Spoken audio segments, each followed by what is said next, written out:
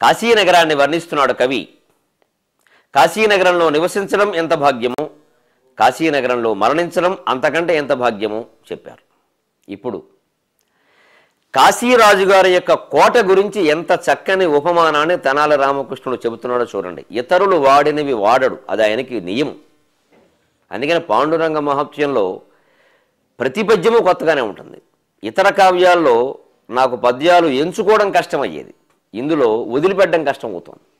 ఏ పద్యం వదిలిపెడదామన్నా అయ్యో ఎంత బాగుంది, దీన్ని వదిలేస్తే ఎలాగా, ఇందులో ఉండే మాధుర్యం వారికి చెప్పకపోతే ఎలాగా అని అనిపిస్తుంది మాటి మాటికి. అంత మధురాతి మధురములైన అంటే సరికొత్తమైన ఉపమానాలు, సరికొత్త ఊహలు. అసలు ఇదివరకు ఈయన కంటే ముందు కవులు ఎవరూ చేయనివి, తర్వాత కవులు కూడా ఎవరూ చేయనివి.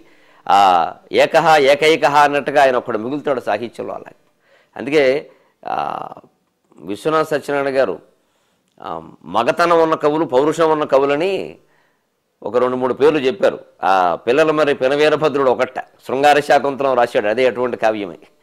తెనాలి రామకృష్ణుడు ఒకట. ఇలా వీళ్ళు మగతనం ఉన్న కవులండి, పౌరుషం ఉన్న కవులు. అంటే పౌరుషం అంటే ఇక్కడ ఏమిటంటే ఇతరులను అనుకరించకపోవడం. నేను వేరుగా చెప్తాను, నేను అసలు ఇంకోటి నేను ఎందుకు ముట్టుకోవాలి, ఈ ఎంగిలి మాట నేను ఎందుకు మాట్లాడాలి, నేను కొత్త మాట చెప్తాను.